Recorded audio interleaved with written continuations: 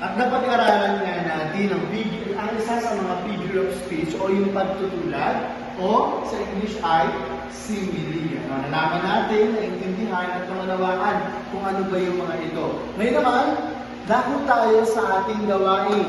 Okay, pwede ba kayong class maglabas ng apat na bahagi ng papel at gumawa ng dalawang halimbawa ng pagtutulad? Sige. Tapos na ba? Sige nga, Janelle, pwede mo bang basahin sa amin kung ano yung ginawa? Ang puso mo ay gaya ng isang bato. Ang puso mo ay gaya ng isang bato. So, hinahalin tulad dito na parang yung puso mo ay matigas, no? Ang puso mo ay hindi tumatanggap ng patawad. Maaaring gano'n. Ano ba?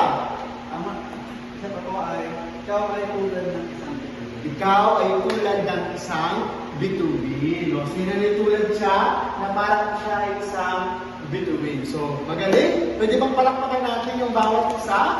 Salamat, class. At hanggang sa muli mula sa ating pag-aaralan.